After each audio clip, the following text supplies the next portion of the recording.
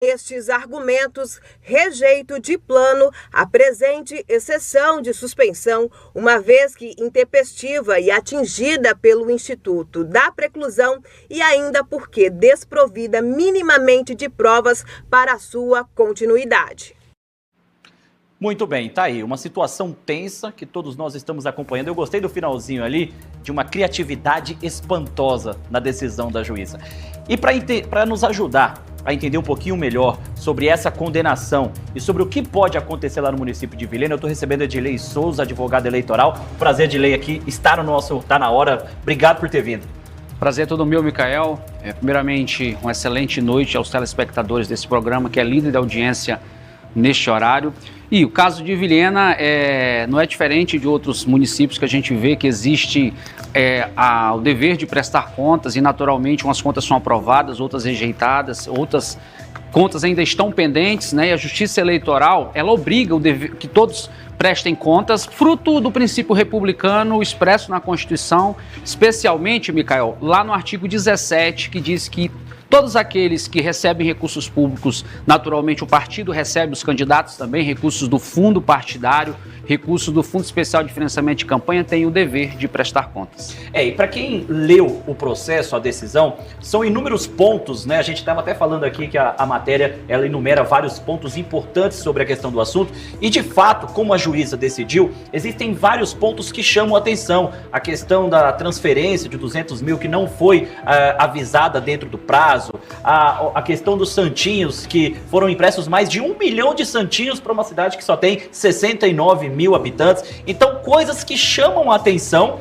E eu queria saber, na sua opinião, de um ponto de vista geral, uma decisão bem tomada diante de todos esses pontos apresentados? Bom, Micael, nós estamos aqui para emitir um juízo de valor acerca da decisão proferida pela juíza, que o faz em respeito ao devido convencimento, o livre convencimento permitido pela Constituição Federal. Mas o que houve, eu tive a curiosidade de ler antes de vir para cá, né, após ter feito o convite, sobre essa decisão. E o que a gente viu nela? A Justiça Eleitoral emite um juízo de valor. A quem compete emitir o juízo de valor? Ao juiz.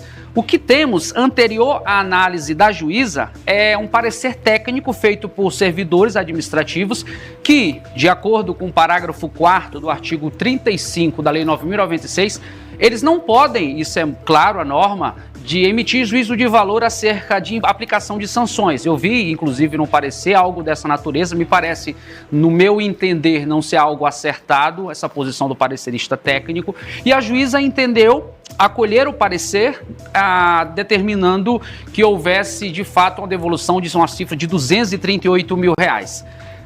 Uma campanha eleitoral, ela é uma campanha com várias facetas, com várias situações que naturalmente exigem muita habilidade do candidato e sua equipe.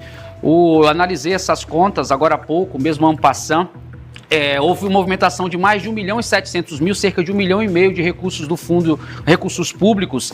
E, naturalmente, quando se fala dos santinhos, não existe uma regra, isso é bom que se diga, eu estou falando à luz da norma, que diz que o candidato tem que gastar X número de santinhos. Ele tem o dever de prestar contas. E a prestação de contas, para você que nos assiste, ela objetiva verificar a entrada e a saída, ou seja, a movimentação de recursos com a devida transparência. E os comprovantes hábeis que são exigidos pela norma é o quê? O documento fiscal, um contrato, um recibo, uma transferência. Se isso existe nos autos, na minha opinião, me parece não ser tão razoável querer entender que houve um abuso nesse aspecto pelo volume de recursos, pelo volume de santinho, haja vista que me parece que está devidamente comprovado nos autos.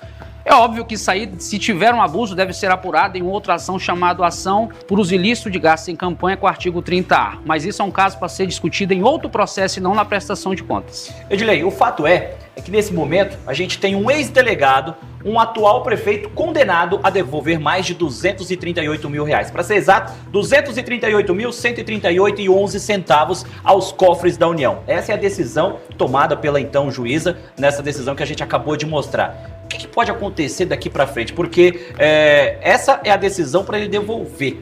Mas pode acontecer muita coisa em 2025, ele pode ter toda a chapa impugnada, muita coisa pode acontecer ainda, né? Vamos lá, a prestação de contas é bom que diga para os eleitores, o pessoal, aqueles que nos assistem em Vilhena, que eu sei que o programa aqui é muito assistido lá no Cone Sul. A desaprovação não impede a assunção do mandato. A desaprovação, ela simplesmente faz com que a Justiça Eleitoral emita um juízo de valor dizendo que não está tão transparente como o juiz entendeu. Todavia, é importante dizer que ainda cabe recurso. Esse recurso pode ser manejado no prazo de 3 dias para o TRE. O TRE, por meio do seu colegiado, formado por 7 magistrados, irá analisar novamente a decisão da juíza se está acertada ou não e emitirá uma decisão. Ainda depois do TRE, cabia um recurso para o TSE, chamado de recurso especial. O TSE vai emitir o juízo de valor e, em definitivo, acerca da regularidade ou não das contas que foram prestadas pelo candidato a prefeito Fleury. Ainda falando sobre essas contas, você comentou acerca da devolução, sobre os santinhos, né? E outro ponto, qual foi a outra situação? Teve um ponto também de R$200 mil que foi colocado na conta e não foi, de certa forma, informado no prazo que tinha que ser. Essa questão dos atrasos, a jurisprudência é remansosa no sentido de que os atrasos, em tese, eles não podem levar direto à desaprovação. Isso, pela prática, eu te digo isso porque já vivenciei do lado de lá do balcão, porque fui servidor da Justiça Eleitoral, é um ponto comum.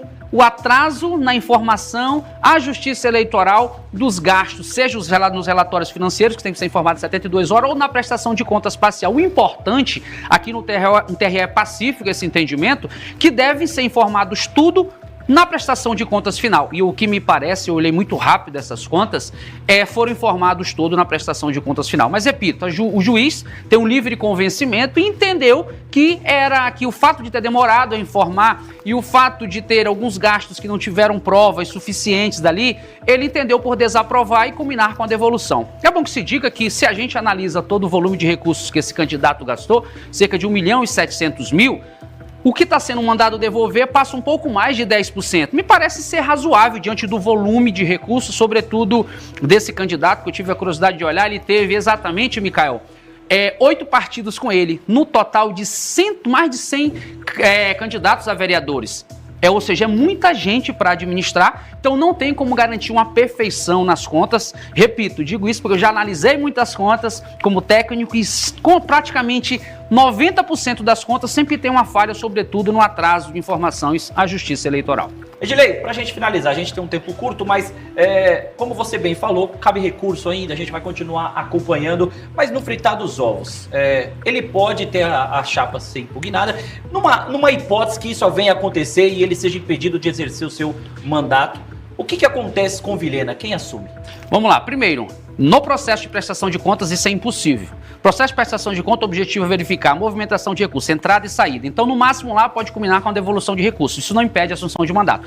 É possível, sim, ajuizar outras ações, por exemplo, por excesso de gastos em campanha, por abuso de gastos na campanha, que é o artigo 30A da Lei 9.504. Essa, sim, pode culminar com a cassação, mas é uma outra ação. E, como eu digo sempre, nas ações de abuso, você tem que configurar a famosa gravidade dos fatos. Tem que existir prova robusta e impor a gravidade. Isso é um processo que vai tramitar, se houver, e a Justiça Eleitoral vai decidir nesses graus. Juízo de primeiro grau, juíza, TRE e não vai para o TSE. Então, população de Vilhena, fique tranquilo, porque um dos princípios que rege o direito eleitoral, e aqui eu finalizo, é o princípio da soberania popular. Somente situações extremas é que se sufoca a vontade do povo. E me parece que Fleury, confesso que nem eu conheço só de nome, nunca ouvi nem pessoalmente, foi eleito com mais de 70% dos votos válidos. Me parece ter uma aceitação muito boa na cidade de Vilhena. Mas, enfim, se houve alguma irregularidade, a Justiça Eleitoral vai apurar.